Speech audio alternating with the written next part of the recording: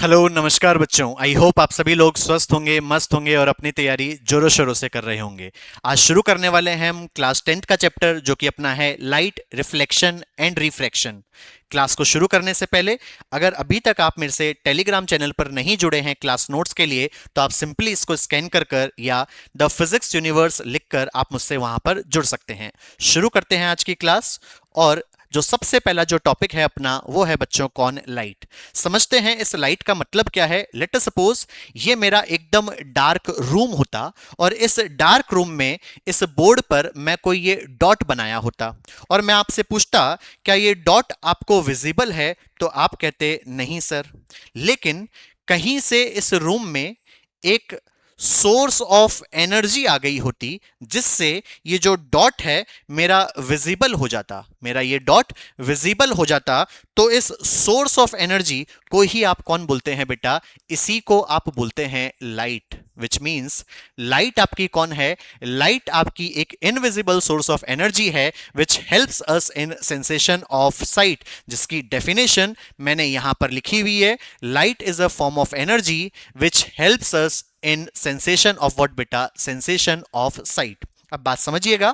Let's say हमने यहां पर कोई एक लाइट इमिटिंग सोर्स लिया और ये मेरा कोई लाइट इमिटिंग सोर्स है एस। जब इस सोर्स से कोई लाइट इमिट हुई तो ट्रेवल कर रही होगी वो एक स्ट्रेट पाथ में। जो पाथ इस लाइट ने फॉलो किया उसी को हम बोलते हैं बच्चों कौन? उसी को हम बोलते हैं रे ऑफ लाइट। जो रे ऑफ लाइट है वो मुझे पाथ ऑफ लाइट के बारे में बता रहा होता है। अब ये लाइट कहां से कहां जा रही है इसको आप रिप्रेजेंट करते हैं उसके ऊपर एरो लगाकर। विच मींस ये जो एरो आपने लगाई वो आपको बता रही होती है बच्चों कौन? डायरेक्शन ऑफ लाइट के बारे में। विच मींस जब कभी भी आप लाइट के चैप्टर को पढ़ें और वहां पर कोई भी डायग्राम बनाएंगे तो उसमें आपको एरो बनाना जरूरी है क्योंकि वो आपकी रे ऑफ लाइट को बता रहा होता है। अब इसी में अगर मान लीजिए मैंने कोई एक लाइट इमिटिंग सोर्स लिया, यहां से कोई लाइट इमिटिंग मैंने सोर्स लिया और वो अपनी लाइट को इमिट कर रही है। अगर एक से ज्यादा रे ऑफ लाइट आपको नजर आने लगे तो आप उसी को बोलते हैं बेटा कौन? Beam of light. Which means beam of light या बंडल ऑफ लाइट आपसे पूछ ले तो वो कौन होता है? तो आप कहेंगे sir group of light, group of ray of light is known as what beta? Is known as beam of light और bundle of light, जो कि मैंने आपको यहां पर समझाया। अब जब आप इस लाइट की बात करते हैं तो इस लाइट के कुछ कैरेक्टरिस्टिक्स होते हैं, उन कैरेक्टरिस्टिक्स को आप यहां पर ढंग से समझिएगा। लेट अस से आपने एक कोई लाइट इमिटिंग सोर्स लिया और वो आपका है बच्चों कौन? एस। जब भी यहां से लाइट इमिट होगी तो वो आपकी पार्टिकल नेचर भी पजेस कर सकती है और कहीं ना कहीं आपकी जो है वेव नेचर जो है वो भी पजेस कर सकती है। Which means light always has what बेटा? Dual aspects of nature. Dual nature क्या कहा मैंने कहा जो लाइट है उसके हमेशा कितने नेचर होते हैं बेटा? तो light always have dual aspects of nature. Number one is particle nature and number two is what बेटा? Number two is wave nature. हम क्लास 10th के लेवल पर सिर्फ और सिर्फ पार्टिकल नेचर को ही रीड कर रहे होते हैं, इसीलिए जब भी मैं इस चैप्टर में कोई भी डायग्राम बनाऊंगा तो सिर्फ और सिर्फ मैं एक स्ट्रेट पाथ से रिप्रेजेंट कर रहा हूंगा क्योंकि पार्टिकल नेचर को बताने का वही मेरा कौन है? एक जरिया है। दूसरी बात, जब भी लाइट यहां से निकली तो लाइट के हमेशा कंपोनेंट्स होते हैं, एक इलेक्ट्रिक फील्ड का और जो दूसरा कंपोनेंट लाइट का होता है वो होता है बेटा किसका? मैग्नेटिक फील्ड का। इसीलिए अगर आपसे पूछ लिया जाए लाइट का नेचर कैसा है तो आप हमेशा बोलेंगे लाइट इज इलेक्ट्रोमैग्नेटिक। इलेक्ट्रोमैग्नेटिक इन कौन बेटा? In nature. लाइट हमेशा कौन सा नेचर पजेस कर रही है? तो वो पजेस करती है बेटा कौन? इलेक्ट्रोमैग्नेटिक नेचर, क्योंकि लाइट के कंपोनेंट्स इलेक्ट्रिक फील्ड और मैग्नेटिक फील्ड दोनों के होते हैं। इसीलिए हम कहते हैं लाइट कौन है? एक इलेक्ट्रोमैग्नेटिक इन कौन है? नेचर। अगली बात, अगर आपकी कोई लाइट इमिट हो रही है और जो इमिट हुई वो हुई बेटा एयर या वैक्यूम में, तो एयर या वैक्यूम में जो स्पीड ऑफ लाइट होती है बच्चों, वो आपकी करीब 3 इंटू 10 की पावर 8 मीटर पर सेकेंड होती है, which means speed of light in air और vacuum is always equal to what बेटा, 3 इंटू 10 की पावर 8 मीटर पर सेकेंड। अब यहां से कुछ एक और खास बात को आप समझने की कोशिश करें। लेट अस सपोज यहां पर ऊपर मेरा कोई एक मीडियम होता और वो आपका कोई है बच्चों एयर, और नीचे आपका कोई मीडियम होता और वो आपका है बच्चों कौन, वाटर। अब जब आपकी लाइट एक मीडियम से दूसरे मीडियम में पास करी, क्या क्या होगा वो हम बाद की बात है, उसको बाद में देखेंगे। लेकिन जब भी लाइट एक मीडियम से दूसरे मीडियम में पास होगी तो हमेशा याद रखें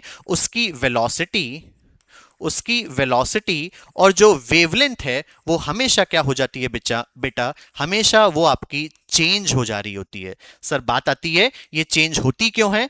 क्योंकि जब भी हम वेलोसिटी और वेवलेंथ की बात करते हैं तो वो अपनी बेटा मीडियम डिपेंडेंट होती है। और जब आपने यहां देखा ऊपर हवा थी नीचे पानी है तो मीडियम बदल गया, और जब भी मीडियम बदलेगा तो जो वेलोसिटी और वेवलेंथ है वो भी आपकी बदल जाएगी। लेकिन इसमें एक काम की बात है और वो ये कि कभी भी इसकी जो फ्रीक्वेंसी है वो बच्चों नहीं बदलेगी, विच मींस वो आपकी सेम रहेगी। ऐसा क्यों है? क्योंकि जब हम फ्रीक्वेंसी की बात करते हैं तो वो आपकी सोर्स डिपेंडेंट होती है। क्या होती है बच्चों?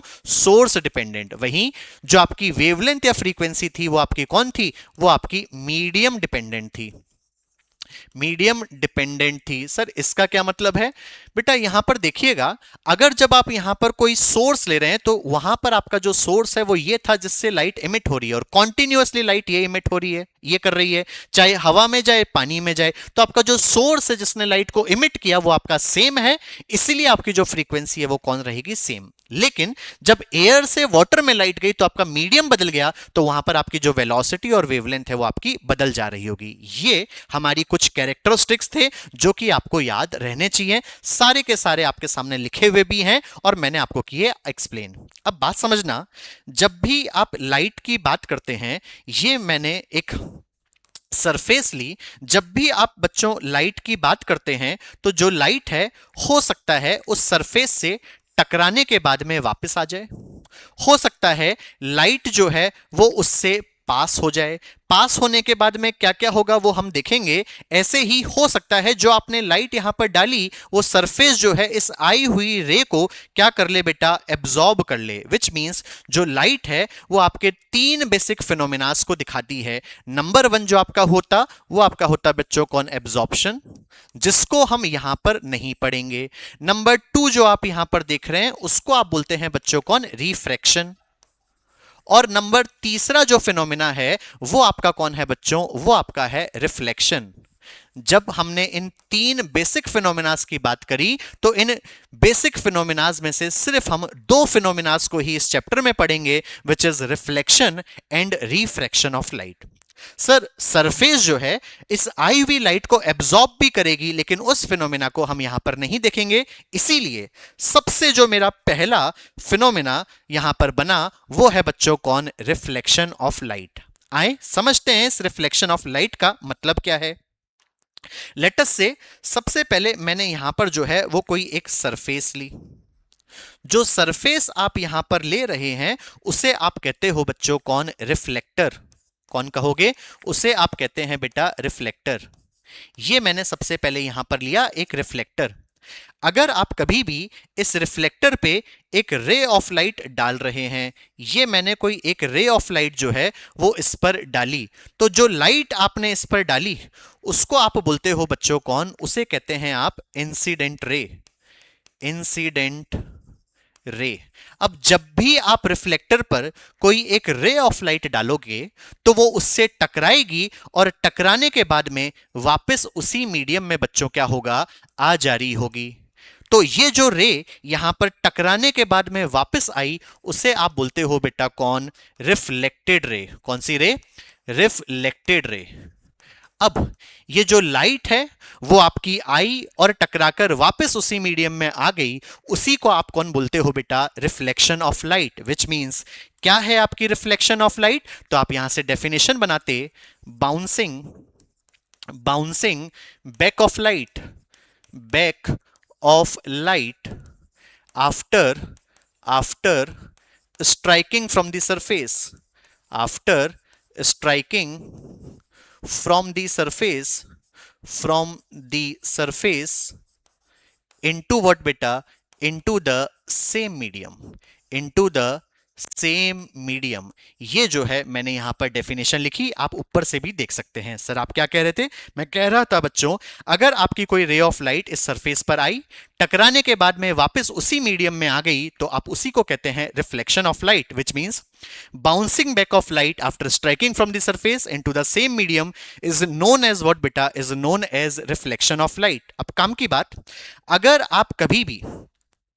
आप कभी भी सरफेस से एक परपेंडिकुलर लाइन ड्रॉ करते हैं, जैसे कि मैं यहां पर ड्रॉ कर रहा हूं, अगर आप कभी भी सरफेस के एक परपेंडिकुलर लाइन ड्रॉ करते हैं, तो इस लाइन को या इसी को आप कहते हैं बच्चों कौन? Normal. What is normal?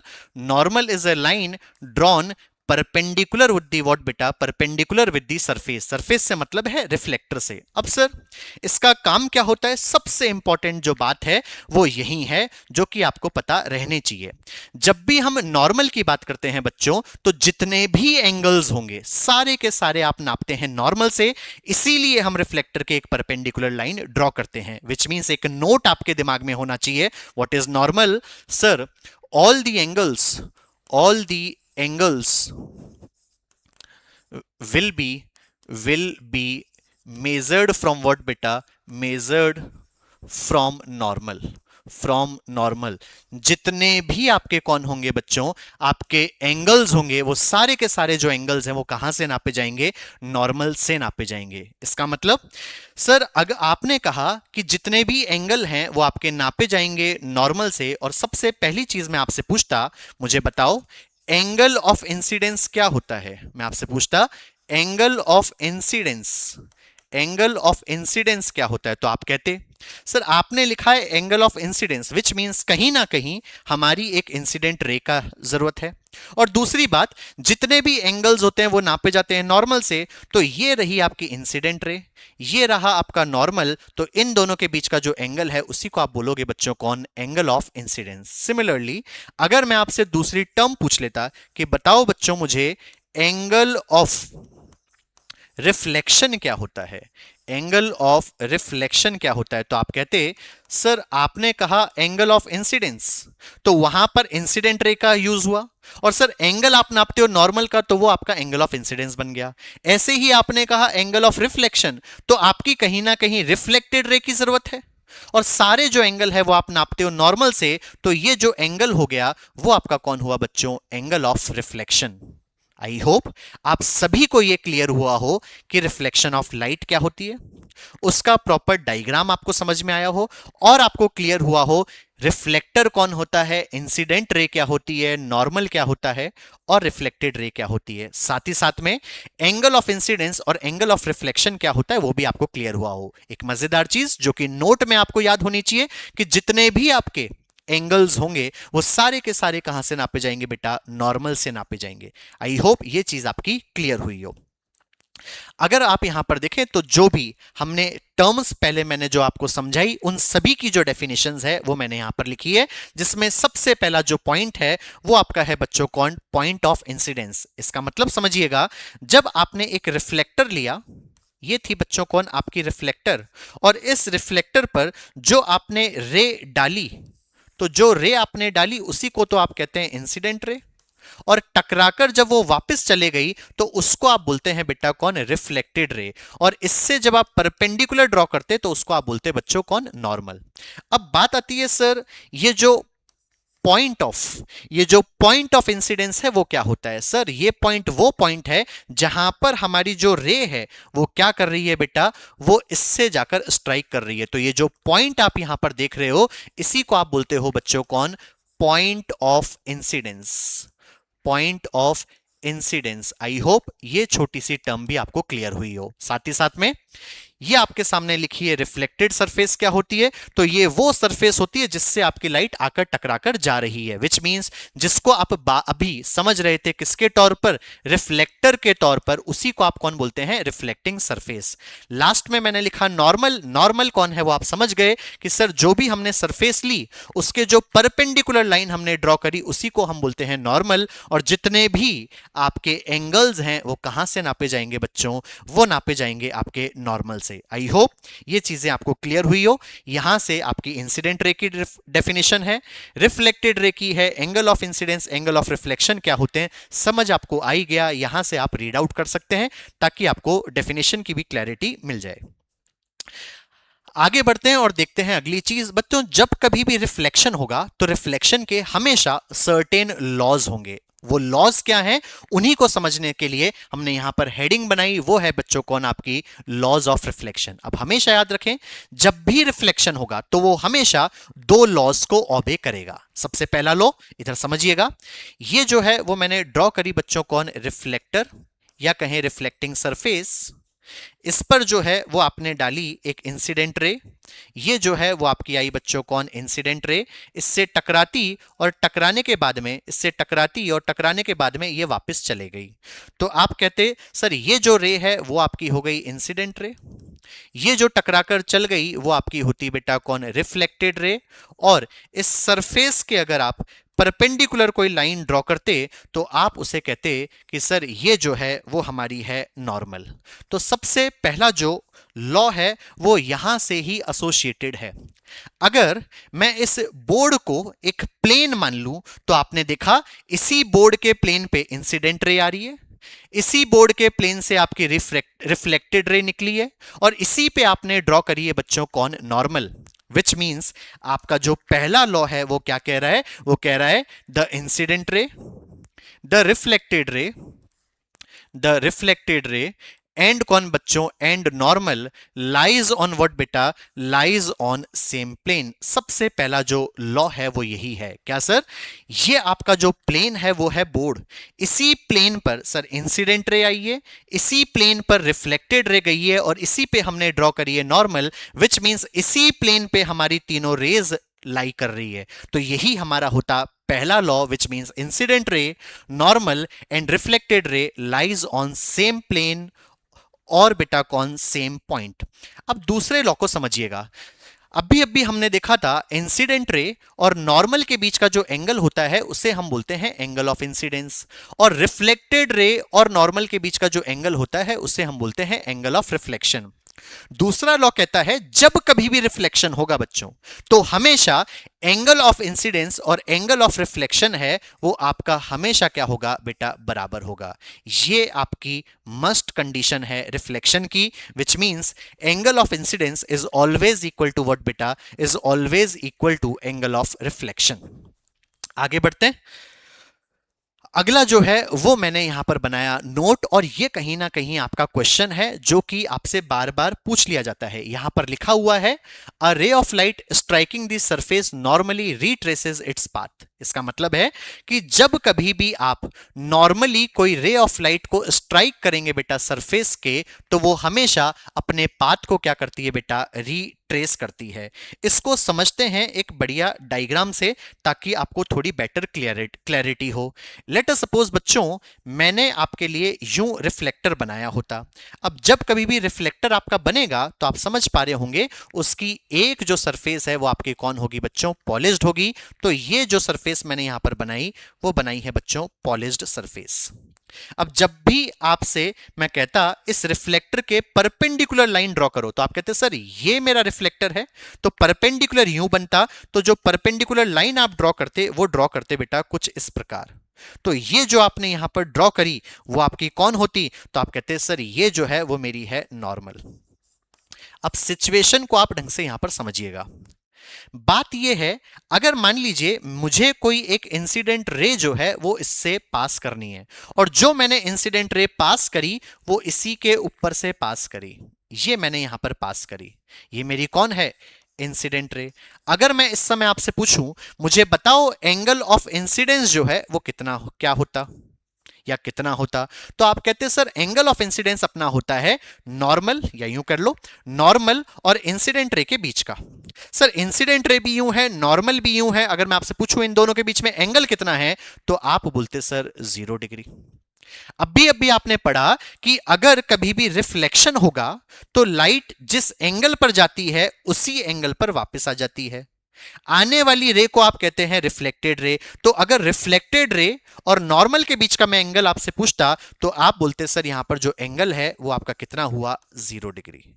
Which means आप इस ऊपर वाले पॉइंट को समझ गए होंगे कि जिस पाथ से लाइट आएगी उसी पाथ से वो रिफ्लेक्ट हो जाएगी, which means a ray of light striking the surface normally retraces its path। हो सकता था ये क्वेश्चन दूसरे तौर से पूछ लेता और वो पूछता बताएं दोनों के बीच में एंगल कितना है। अब यहीं से एक और टर्म और आती है जो मैं आपको यहां पर समझा देता हूं। आपसे यह भी पूछा जा सकता है कि बताएं आपकी ग्रेजिंग इंसिडेंस क्या होता है? ग्रेजिंग इंसिडेंस जो है वो क्या होता है? इंसिडेंस। बच्चों इस ग्रेजिंग इंसिडेंस को भी समझिएगा। सबसे पहले मैंने यहां पर जो है वो फिर से एक रिफ्लेक्टर जो है वो ड्रॉ किया, और ये रहा मेरा कोई बच्चों कौन? रिफ्लेक्टर। यहां पर हमने एक रिफ्लेक्टर जो है वो ड्रॉ किया। सर रिफ्लेक्टर है तो कहीं ना कहीं इसकी एक सरफेस जो है वो पॉलिश्ड होगी, तो बच्चों ये मैंने यहां पर पॉलिश्ड सरफेस ड्रॉ करी, और इस सरफेस के मैंने एक परपेंडिकुलर लाइन ड्रॉ करी जिसको आप बोलते हैं बच्चों कौन? नॉर्मल। ये जो है वो मैंने ड्रॉ करा और ये मेरा कौन है बच्चों? नॉर्मल। अब इस पॉइंट को ढंग से समझिएगा कि ग्रेजिंग इंसिडेंस जो है वो क्या होता है। अगर बच्चों मैं एक इंसिडेंट रे लाता और उस इंसिडेंट रे को मैं पास करता इस रिफ्लेक्टर के ही कहीं पैरेलल, मतलब इससे ही होते हुए अगर मैं पास करता, तो आप कहते सर ये नॉर्मल है, ये इंसिडेंट रे है, तो ये जो एंगल ऑफ इंसिडेंस है वो आपका होता बच्चों कितना? 90 डिग्री। तो जो लाइट है वो टकराकर भी बच्चों यूं ही जाती, विच मींस यहां पर जो एंगल बनता, एंगल ऑफ रिफ्लेक्शन, वो भी आपका कौन होता? 90 डिग्री ही होता। तो ग्रेजिंग इंसिडेंस कौन होता है? ग्रेजिंग इंसिडेंस वो होता है जिस समय आपकी इंसिडेंट रे पैरेलल या कहें सरफेस से ही पास हो रही हो, या कहें रिफ्लेक्टर से ही पास हो रही हो। तो जब भी ग्रेजिंग इंसिडेंस की बात आ जाए तो उस समय अगर आपसे पूछ ले तो एंगल ऑफ इंसिडेंस और एंगल ऑफ रिफ्लेक्शन जो है वो आपके कितने होंगे बच्चों? वो आपके होंगे 90 डिग्री। आई होप दोनों टर्म्स आपको क्लियर हुई हो। एक हमने निकाला बेटा कौन? नॉर्मल इंसिडेंस, इसको आप नॉर्मल इंसिडेंस कहते हैं, और ये जो दूसरा है वो आपका कौन है? वो आपका है बच्चों ग्रेजिंग इंसिडेंस। आई होप ये जो टर्म्स हैं वो आपको क्लियर हुई हो। आगे बढ़ते हैं और देखते हैं अपना अगला टॉपिक जो कि अपना है बच्चों इमेज। इमेजेस क्या होती है बच्चों? लेट अस सपोज ये आपका कोई एक मिरर होता। जब आप मिरर में देखते हैं तो इस मिरर में आपकी एक जो पिक्चर है या जो फोटो है वो बन जा रही होती है, उसी को हम बोलते हैं बच्चों कौन? इमेज। समझने के लिए फिर देखें, अगर लेट अस सपोज मैंने यहां पर जो है ये लिया और ये जो मैंने बनाया वो बनाया बच्चों कौन? मिरर। सर बात आती है मिरर क्या होते हैं, तो बच्चों मिरर, सबसे पहले मैं आपको यहां पर मिरर बता देता हूं। मिरर आपके वो ऑब्जेक्ट्स होते हैं जिनके एक आपकी रिफ्लेक्टिंग सरफेस हो, एक आपकी कौन हो? रिफ्लेक्टिंग सरफेस हो, और जो दूसरी है या एक जो है वो आपकी कौन हो बच्चों? एक आपकी हो पॉलिश्ड सरफेस। तो सबसे पहले मैंने यहां पर एक रिफ्लेक्टर लिया, या आप यूं समझिए मैंने मिरर लिया, और मिरर की इस साइड को जो है वो मैंने कर दिया बच्चों कौन? पॉलिश कर दिया, या कुछ इसको यूं समझें, मैंने इस मिरर को कहीं ना कहीं आपको समझ आए इसलिए थोड़ा सा मैंने इसको यूं बनाने की कोशिश करी।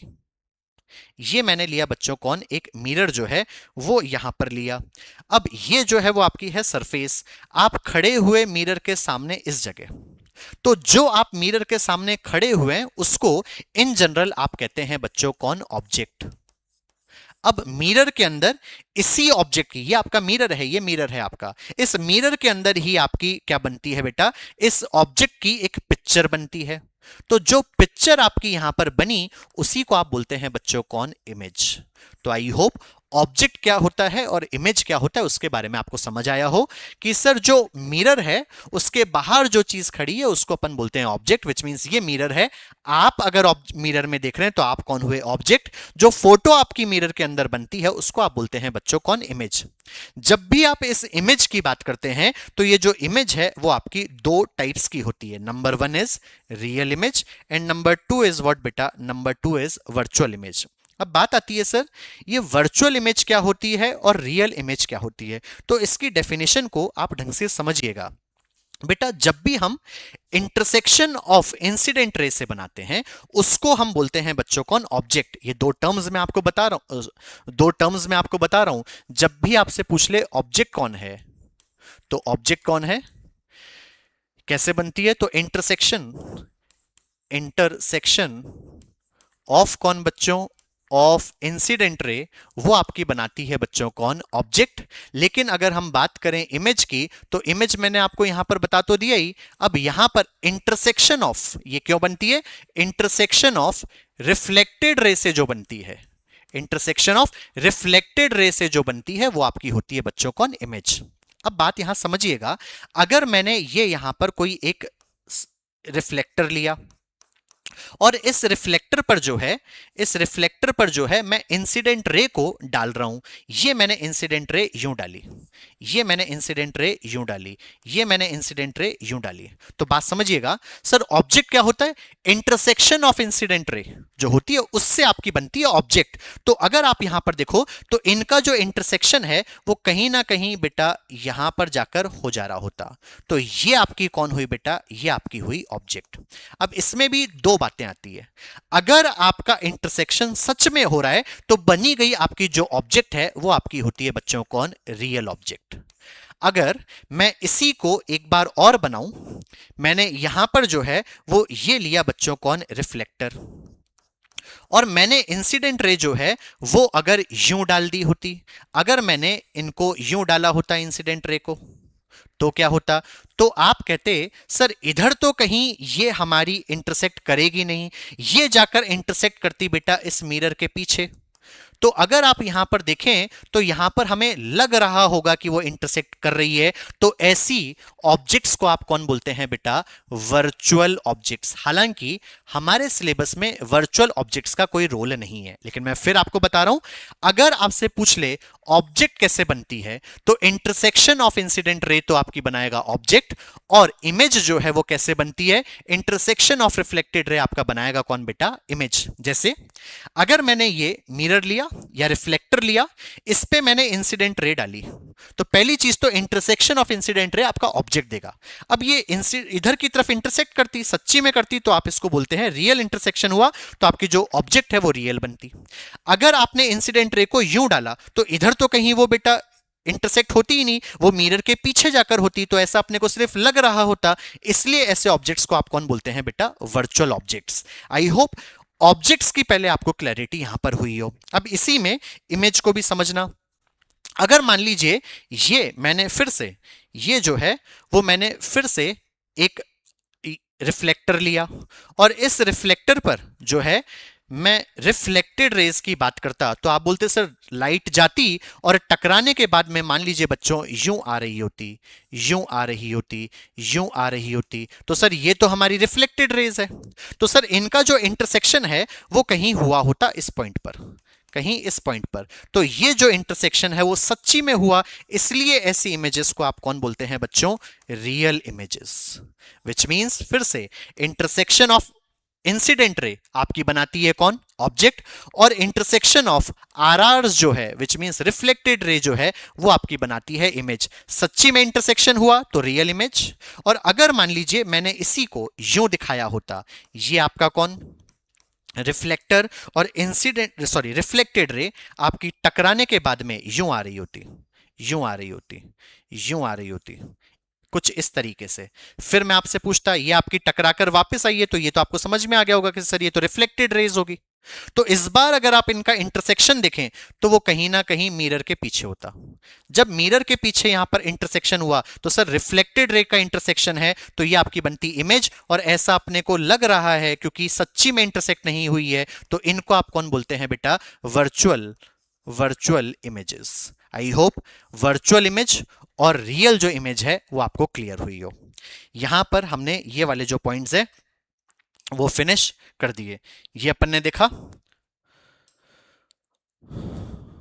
एक सेकंड बच्चों,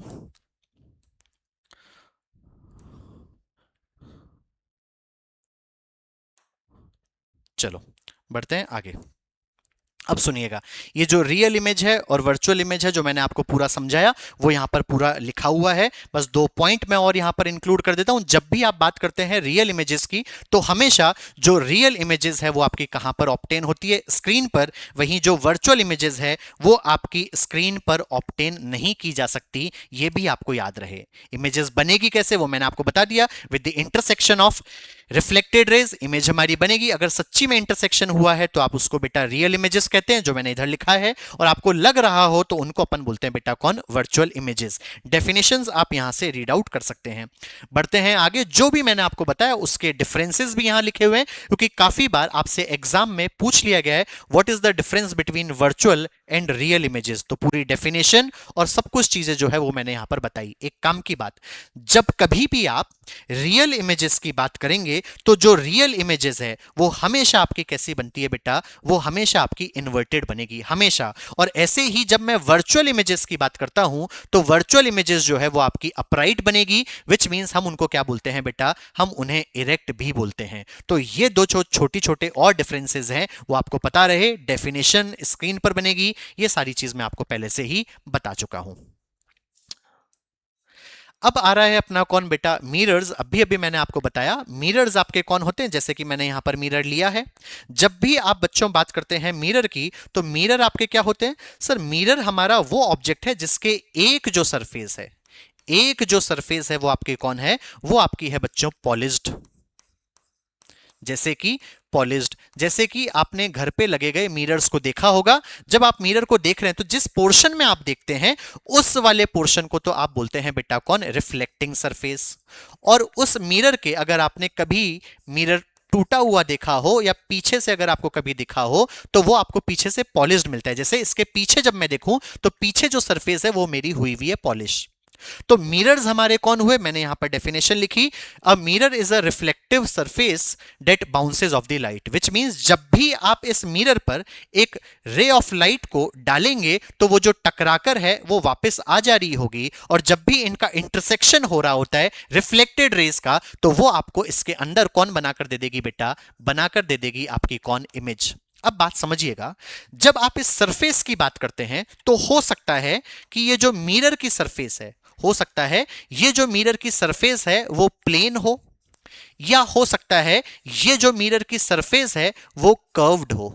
जब कभी भी आपकी सरफेस प्लेन हो तो ऐसे बने गए मिरर्स को आप बोलते हैं बच्चों प्लेन मिरर्स, और अगर कर्व्ड सरफेस हो तो बने गए मिरर्स को आप बोलते हैं बच्चों कौन? Spherical mirrors. हालांकि हम डिटेल में क्लास 10th में सिर्फ और सिर्फ स्फेरिकल मिरर्स को पढ़ते हैं, लेकिन थोड़े बहुत पॉइंट्स हम यहां पर प्लेन मिरर के भी देखेंगे। फिर से बता रहा हूं, जो मिरर है वो आपका कौन होता है? वो आपकी एक रिफ्लेक्टिव सरफेस होती है जिसके एक तरफ से पॉलिश हुआ हुआ होता है और दूसरी तरफ से आपकी रिफ्लेक्टिंग सरफेस होती है। जब भी रे ऑफ लाइट उस पर जाएगी तो जहां पर इंटरसेक्शन ऑफ कौन होगा बेटा? रिफ्लेक्टेड रेज होगा, वहां उस गिवन ऑब्जेक्ट की कौन बन जाएगी? इमेज। जैसा कि आप स्पॉट की इमेज उस मिरर में बनते हुए देख रहे हैं। अगर इस मिरर की सरफेस प्लेन हुई तो बने गए मिरर्स को आप प्लेन मिरर, और अगर कर्व्ड हुई तो बने गए मिरर्स को आप स्फेरिकल मिरर्स बोलते हैं। और यहीं से हमने इनके बनाए बेटा टाइप्स। तो मैंने लिखा types of mirror, number 1 is plane and another is what बेटा? Spherical mirror. सबसे पहले थोड़ी चीजें अपन देखेंगे बेटा किसके बारे में? प्लेन मिरर्स के बारे में। तो यहां पर सबसे पहले जो मैंने लिया है वो लिया है बच्चों कौन? Plane mirror. जब आप प्लेन मिरर की बात कर रहे हैं तो यहां पर आप खुद ढंग से व्यू कर पा रहे होंगे कि सर ये जो आपकी सरफेस है, ये जो आपकी सरफेस है वो आपकी कौन है, प्लेन है, और फिर पॉलिश करी गई है। तो ऐसे मिरर्स को आप बोलते हैं बेटा कौन, प्लेन मिरर्स। अब जब हम प्लेन मिरर्स की बात करते हैं तो इन प्लेन मिरर्स के जो ये आगे रखा है उसको अभी अभी मैंने आपको बताया कि वो आपका है ऑब्जेक्ट, और जो पिक्चर इसमें बनी वो आपकी कौन है बच्चों, इमेज। अब इन जब प्लेन मिरर्स की बात करते हैं तो इनकी कुछ खास खास बातें होती है, या कहें यूं कहें कि उनके कुछ कैरेक्टरिस्टिक्स हैं, उनको हम यहां पर डिस्कस करने वाले हैं। समझिएगा बच्चों, अगर आपने एक ट्री यहां पर रखी और ट्री से जो है इंसिडेंट रेज जो है वो आपकी जा रही है, लेट अस से पहली इंसिडेंट रे आपकी ये गई, ये आपकी नॉर्मल थी तो ये एंगल ऑफ इंसिडेंस होता, और टकराकर जो है वो आपकी वापस इधर की तरफ, ये इधर की तरफ आई। तो आप खुद समझते हैं सर इसको अपन बोलते हैं रिफ्लेक्टेड रे।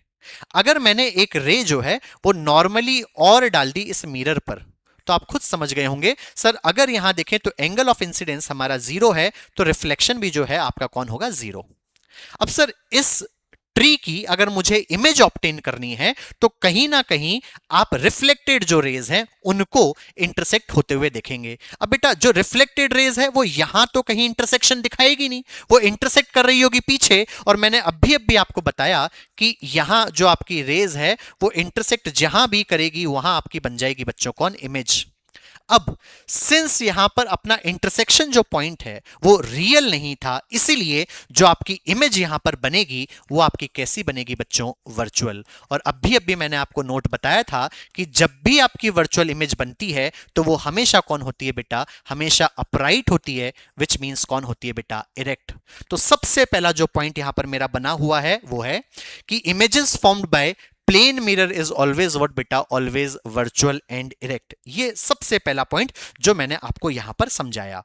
दूसरी बात, अगर आप यहां पर देखें तो ये है आपका मिरर, यहां है आपकी ट्री, इस ऑब्जेक्ट से मिरर तक की डिस्टेंस अगर बच्चों मैंने मान ली x, तो जितनी मिरर से ऑब्जेक्ट तक की डिस्टेंस होगी उतनी ही हमेशा मिरर से बेटा ट्री तक की, विच मींस ट्री की इमेज तक की डिस्टेंस भी होगी। विच मींस मैंने आपको कहा कि जो भी आपकी ऑब्जेक्ट डिस्टेंस होती है, भाई ये ऑब्जेक्ट की डिस्टेंस है तो ऑब्जेक्ट डिस्टेंस, और ये आपकी इमेज है तो इमेज की जो डिस्टेंस है वो आपकी कहती है इमेज डिस्टेंस। तो हमेशा जब भी हम बात करेंगे यहां पर तो ऑब्जेक्ट डिस्टेंस और आपकी कौन बच्चों, और इमेज डिस्टेंस आपकी कौन होगी, बराबर होगी। तो थर्ड पॉइंट आप यहां पर देख रहे हैं, distance of image of an object and कौन बेटा, एंड जो डिस्टेंस ऑफ आपकी कौन है, ऑब्जेक्ट फ्रॉम द मिरर, ये हमेशा आपकी कौन रहेगी, बराबर होगी। विच मींस आपका मैं यहां पर लिख देता हूं, ऑब्जेक्ट डिस्टेंस जो है, ऑब्जेक्ट डिस्टेंस जो है वो हमेशा आपका क्या होगा, हमेशा आपका बराबर होगा बेटा किसके, इमेज डिस्टेंस के। ये आपका बना दूसरा पॉइंट। तीसरा और सबसे काम का पॉइंट बच्चों, जब आपने यहां पर व्यू किया तो ये जो मिरर है, सॉरी ये जो ऑब्जेक्ट है उसकी कुछ ना कुछ आपकी हाइट होगी। जो आपकी ऑब्जेक्ट है उसकी हाइट को मैं कह रहा हूं HO। तो जो इमेज यहां पर बनी है उसकी भी आपकी क्या होगी बेटा, कुछ ना कुछ हाइट होगी, मैंने इसको कहा HI। अगर आप कभी भी प्लेन मिरर लेंगे तो ना ऑब्जेक्ट डिस्टेंस और इमेज डिस्टेंस बराबर होती है, बल्कि हाइट ऑफ इमेज जो है जिसको मैंने HI कहा था वो बराबर होगी बेटा किसके, हाइट ऑफ ऑब्जेक्ट के। तो ये तीन हमारे कौन है, काम काम के पॉइंट्स हैं जो कि आपको यहां पर क्लियर हुआ हो। यही नहीं, एक और मैं आपको यहां पर इसका कैरेक्टरिस्टिक बता रहा हूं, उसको भी समझिएगा। जब भी आप प्लेन मिरर्स की बात करते हैं तो प्लेन मिरर्स ऑलवेज फॉर्म्स कौन बेटा, लेटरली इन्वर्टेड इमेज। ये भी आपका काम का पॉइंट है, इसको भी थोड़ा समझिएगा। सर लेटरली इन्वर्टेड इमेज का क्या मतलब है, पहले आप इसको बेसिक समझ लो फिर मैं आपको इसको वापस से समझाता हूं। लेट अस सपोज आपने जो है ये कोई लिया बेटा रिफ्लेक्टर, ये आपने लिया बच्चों कौन, रिफ्लेक्टर, और ये मेरी कोई थी सरफेस। इस सरफेस पर जब आपने ऑब्जेक्ट रखा, और जो ऑब्जेक्ट है वो आपने रखा बेटा कुछ इस प्रकार से, ये आपने रखा बेटा कोई ऑब्जेक्ट, तो इस ऑब्जेक्ट की पिक्चर जो है वो भी यहां पर बन रही होगी। तो ये जो पिक्चर बनेगी वो भी आपकी बेटा कैसे बनेगी, वो आपकी इस तरीके से बनेगी। और जब हमारी इमेज कुछ इस तरीके से बनी, विच मींस ये ऐसा था, इसका उल्टा ही कुछ यूं बन गया, तो ऐसी बनी गई इमेजेस को ही हम बोलते हैं बेटा लेटरली इन्वर्टेड इमेज। ऐसा क्यों बना? शायद आधे लोग तो समझ गए होंगे, सर अभी अभी आपने बताया था कि जो भी हमारा ऑब्जेक्ट डिस्टेंस है और जो इमेज डिस्टेंस है वो मिरर से बराबर होगा। तो जब ये डिस्टेंस और ये डिस्टेंस बराबर है, तो ऐसे ही इसकी डिस्टेंस भी इससे यूं बराबर होनी चाहिए, तो इसकी जो ऑब्जेक्ट है उसकी इमेज कुछ यूं बन जा रही होती, और ऐसी ही इमेज को अपन क्या बोलते हैं बेटा? Laterally inverted image. एक और चीज से आप यहां पर समझ सकते हैं, मान लीजिए बच्चों ये आपका एक प्लेन मिरर था और मैंने इस मिरर के आके यूं लिखा SUN। तो जब आप मिरर के उधर की तरफ इसकी इमेज देखेंगे तो वो आपको यूं नजर आएगी, यूं नजर आएगी। तो ये जो है इसकी कौन हुई?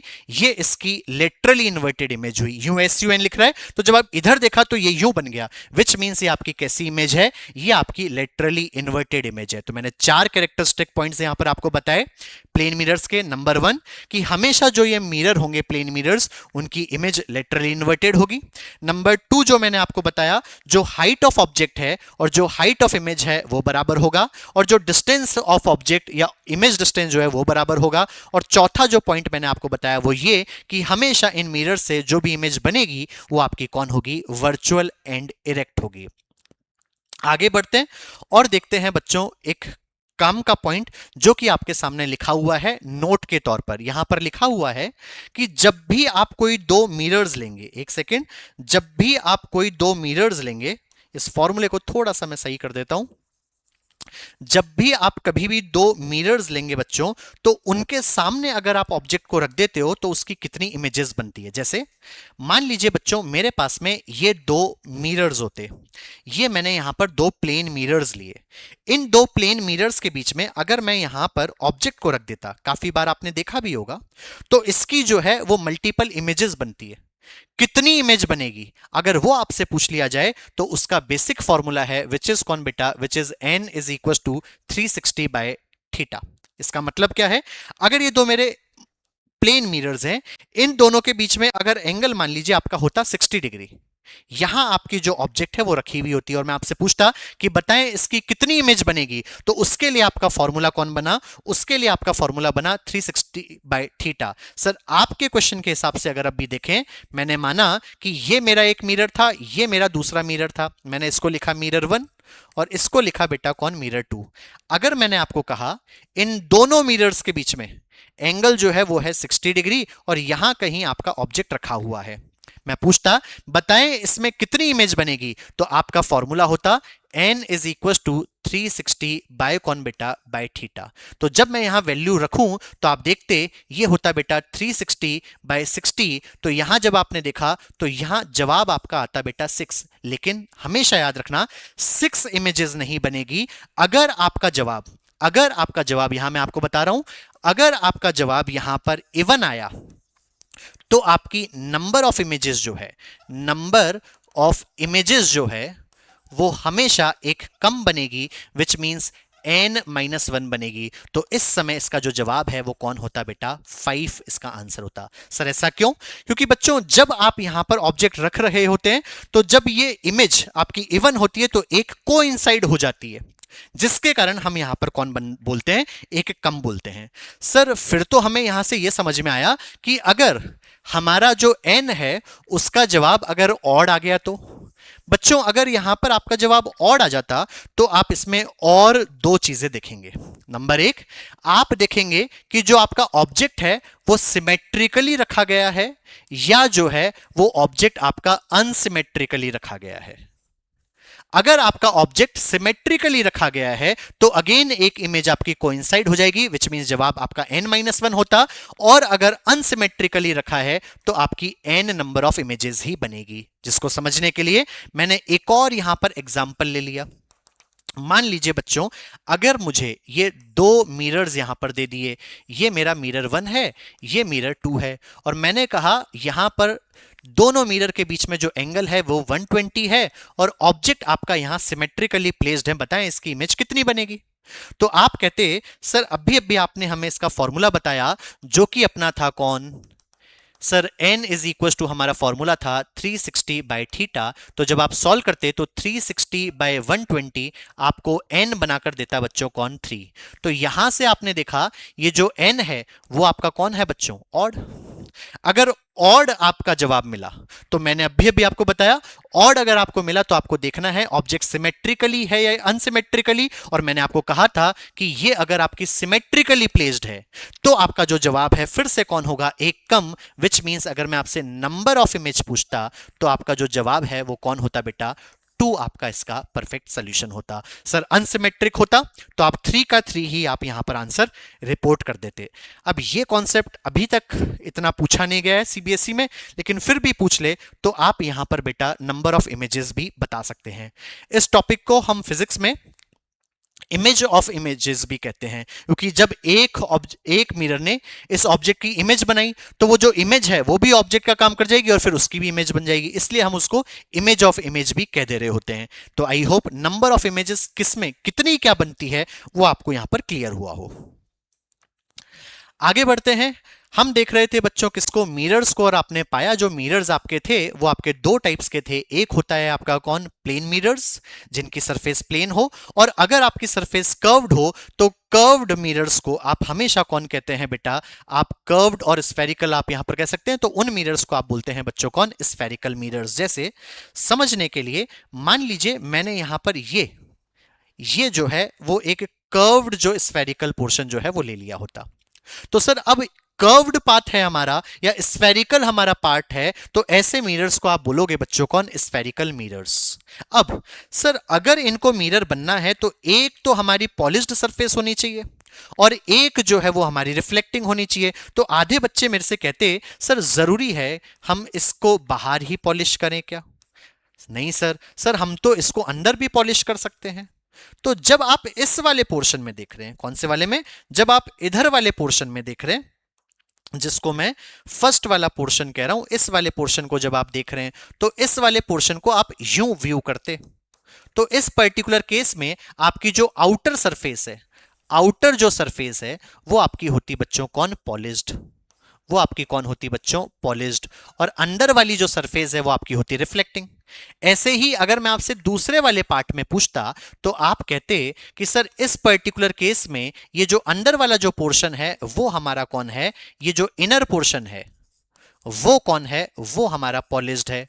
तो मैं कहता बेटा अगर आपका सरफेस कर्व्ड हो, अगर आपकी सरफेस कर्व्ड हो और इनर सरफेस पॉलिश्ड हो तो ऐसे बने गए मिरर्स को, ऐसे बने गए मिरर्स को हम बोलते हैं बेटा कौन कॉन्वेक्स मिरर्स।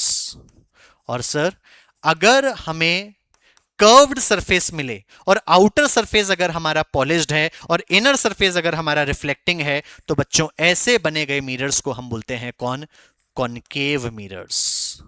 तो यहां से अभी तक हम देख रहे थे स्फेरिकल मिरर्स, तो मैंने आपको कहा कि जो भी रिफ्लेक्टिंग सरफेस है वो अगर आपकी कर्व्ड है स्फेरिकल है तो उनको आप बोलेंगे कौन बच्चों स्फेरिकल मिरर्स। अगर आपने यहां पर स्फेरिकल सरफेस ली और पॉलिश अगर आपने बाहर करी, आउटर सरफेस आपकी पॉलिश है इनर रिफ्लेक्टिंग है, तो आप उनको कॉनकेव मिरर्स। और अगर आपका इनर सरफेस पॉलिश्ड है आउटर सरफेस रिफ्लेक्टिंग है तो बने गए मिरर्स को आप क्या बोलते हैं बच्चों, आप उनको बोलते हैं कॉन्वेक्स मिरर्स। तो अगला जो टॉपिक था वो मेरा था टाइप्स ऑफ मिरर, जो कि दो टाइप्स के हुए, एक कॉनकेव और जो दूसरा है वो मेरा कौन होता बेटा कॉन्वेक्स। आई होप आपको ये पूरा पिक्चर क्लियर हुआ हो कि कॉनकेव और कॉन्वेक्स मिरर हम किसको बोलते हैं। यहां पर जो है वो मैंने पूरा आपको कॉनकेव मिरर के बारे में बताया हुआ है।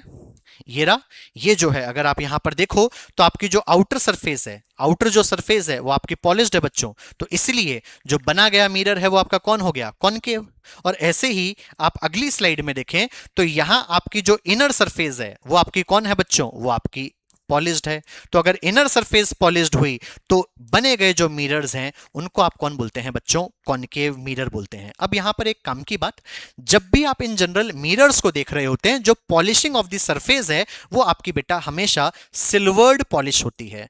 सिल्वर्ड ही क्यों करी? क्योंकि जो सिल्वर है वो हमारा कहीं ना कहीं बेस्ट रिफ्लेक्टर होता है, और बेस्ट रिफ्लेक्टर है इसीलिए हम इसको किससे पॉलिश करते हैं बेटा? सिल्वर से। अगर आप किसी और चीज से पॉलिश करेंगे तो भी वो लाइट को रिफ्लेक्ट करेगा, लेकिन जितना ये करेगा उतना कोई और नहीं कर पाएगा। इसलिए बेस्ट रिफ्लेक्टर भी अगर आपसे कभी पूछ ले, या इन जनरल जो हम किस से पॉलिश करते हैं वो पूछ ले, तो जवाब आपका कौन हुआ? Silvered polish. क्लियर? आगे बढ़ते हैं और देखते हैं बच्चों कौन कुछ टर्मिनोलॉजीज ऑफ स्फेरिकल मिरर्स। जब भी आप स्फेरिकल मिरर्स को पढ़ते हैं तो उनकी कुछ स्पेशल टर्म्स होती हैं जो कि हम यहां पर समझने वाले हैं। उसको मैं एक फ्रेश स्लाइड से समझा रहा हूं, आप यहां समझने की कोशिश कीजिएगा। लेट अस सपोज मैंने यहां पर जो है बच्चों ये एक मिरर बनाया, मतलब कर्व्ड सरफेस बनाई। अगर मैंने यहां पर कर्व्ड सरफेस बनाई और इसको आउटर सरफेस को जो है वो मैंने पॉलिश कर दिया, तो आप कहते हैं सर जो ये बना गया मिरर है उसको हम बोलते हैं बच्चों कौन? Concave mirror. अब सुनिएगा, अगर मैं आपसे पूछता बेटा ये जो कॉनकेव मिरर है वो कौन से स्फेरिकल मिरर का पार्ट होता, तो आप कहीं ना कहीं बेटा कुछ सरफेस यूं बनाकर मुझे बता दे रहे होते। तो ये जो मिड पॉइंट बना जिसका ये स्फेरिकल मिरर हिस्सा है उसको आप बोलते हो बच्चों कौन? Centre of curvature. तो सबसे पहले जो आपकी टर्मिनोलॉजी यहां पर बनी वो आपकी कौन है बेटा? वो आपकी है सेंटर ऑफ कर्वेचर, जिसको मैंने शॉर्ट में लिखा सीओसी। What is COC? उसकी डेफिनेशन मैंने यहां पर आपको लिखकर दिखाई हुई है। अगर आपसे मैं पूछ लूं सीओसी क्या होता है, तो मैं कहता the centre of hollow sphere which spherical mirror forms a part, जिसका स्फेरिकल मिरर हिस्सा था उसको हम बोलते हैं बेटा कौन? सेंटर ऑफ कर्वेचर, जैसा कि मैंने आपको वहां पर दिखाया। अब दूसरी बात समझना, उसी में मैं वापस जा रहा हूं। अगर आप इस सेंटर ऑफ कर्वेचर से पास करते हुए कोई एक लाइन निकालते, तो इस लाइन को आप बोलते हैं बेटा कौन? इसको आप बोलते हैं प्रिंसिपल एक्सिस। कौन बोलते हैं बच्चों?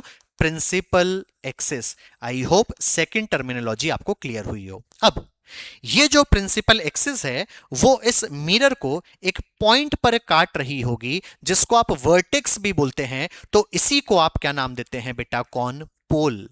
तो अगर मैं आपसे पूछ लूं व्हाट इज पोल, तो पोल जो है वो मिरर पे वो पॉइंट होता है जहां पर प्रिंसिपल एक्सिस उसे काट रही है। तो मैंने तीन टर्मिनोलॉजी आपको बताई कि जो हॉलो स्फेयर है जिसका मिरर पार्ट है उसके सेंटर को आप बोलते हैं सेंटर ऑफ कर्वेचर, उससे पास करते हुए जो आपने लाइन निकाली उसको आप बोलते हैं प्रिंसिपल एक्सिस, और उस प्रिंसिपल एक्सिस ने जहां पर मिरर को काटा उसको आप बोलते हैं बच्चों कौन? पोल। अब सबसे काम की बात, जैसे मैंने आपको कहा था कि जितने भी एंगल्स होंगे वो आप नापेंगे बेटा नॉर्मल से, तो यही आपका दूसरा नोट आया। और जो दूसरा नोट मैं आपके लिए यहां पर लिख रहा हूं, मैंने यहां पर लिख दिया नोट 2। फर्स्ट नोट पहले आ चुका था, तो नोट 2 जो है वो कहता है ऑल द डिस्टेंसेस, हालांकि ये बाद में भी आएगा, all the distances will be measured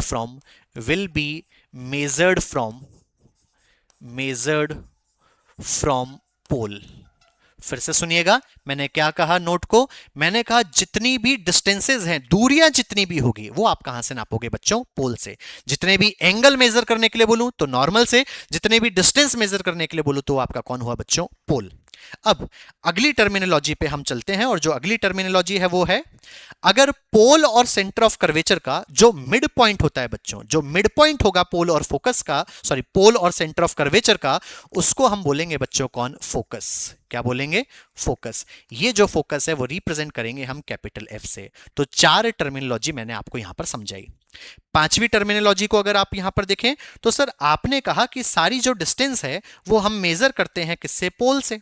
तो जो पोल से सेंटर ऑफ कर्वेचर, पोल से सेंटर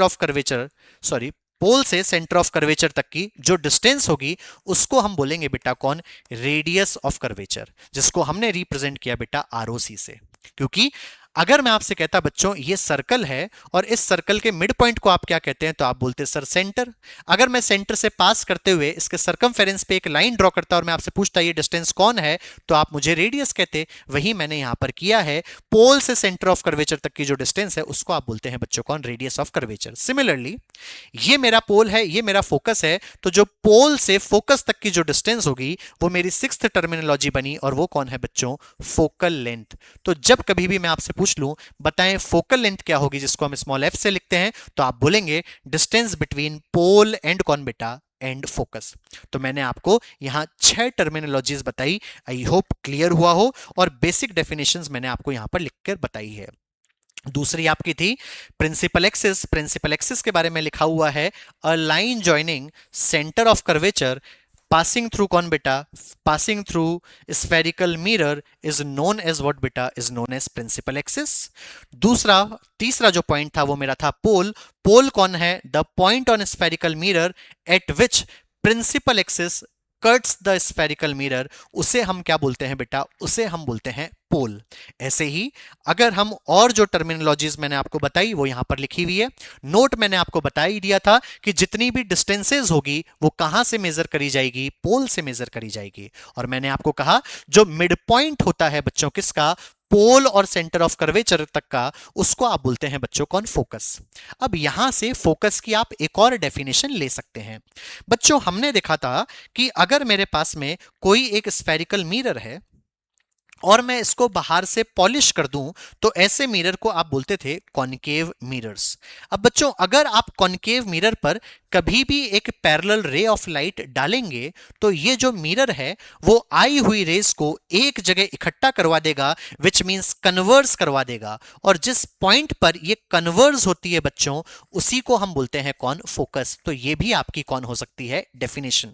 लेकिन अगर मैं आपके लिए मिरर कॉनकेव ना लेकर, अगर मैं मिरर कॉनकेव ना लेकर मैंने मिरर बेटा कॉन्वेक्स लिया होता, जैसा कि आप यहां पर देख रहे हैं, और अब आप इस पर पैरेलल रे ऑफ लाइट डालते तो बच्चों अब क्या होगा, इसको भी ढंग से समझे। जब आपने पैरेलल रे ऑफ लाइट कॉन्वेक्स मिरर पर डाली तो ये आई हुई रे को क्या कर देगा, आई हुई रे को बेटा डाइवर्स कर देगा। लेकिन अगर आप इन रिफ्लेक्टेड रेस का इंटरसेक्शन देखें तो वो कहीं ना कहीं बेटा इधर पीछे होता, तो इस जगह जाकर उसका कौन बन जाता बच्चों, फोकस। तो डेफिनेशन जो है वो यहां से भी बनी हुई है क्या, a point on principal axis of spherical mirror where rays of light parallel to what beta principal axis meets और appears to be meet after reflection, उन्हीं को अपन उस पॉइंट को ही हम कौन बोलते हैं बेटा, फोकस। जैसे जब आपने पैरेलल रे ऑफ लाइट इस कॉनकेव मिरर पर डाली तो सच्ची में इसका इंटरसेक्शन हुआ, तो जहां मीट हुई उसको बोला फोकस। और जहां आपको लग रहा है, क्योंकि बेटा इसने डाइवर्स कर दिया, तो जहां आपको लग रहा है कि वो मीट हुई है उसको भी आप बोलते हैं फोकस। लग किस में रहा होगा, कॉन्वेक्स में। सच्ची में किस में होगा, कॉनकेव में। तो यहां से आप इन मिरर्स का, जिनको आप कॉनकेव और कॉन्वेक्स कह रहे थे, उनके दूसरे नाम भी आप यहां से बनाते हैं। जैसे इसने आईवी रे को कन्वर्स किया, इसीलिए बच्चों हम इस मिरर को कन्वर्जिंग मिरर भी बोलते हैं। कौन सा मिरर बेटा, कन्वर्जिंग मिरर। कन्वर्जिंग मिरर आपके कौन से मिरर हैं, तो आप खुद समझ गए होंगे सर ये तो कॉनकेव था, तो कॉनकेव मिरर्स जो हैं वो आपके बेटा कौन होते हैं, कन्वर्जिंग मिरर्स भी होते हैं। ऐसे ही जब आपने यहां देखा तो इसने आई वी रे को डाइवर्स कर दिया, तो इसीलिए आप इसको डाइवर्जिंग मिरर भी कहते हैं।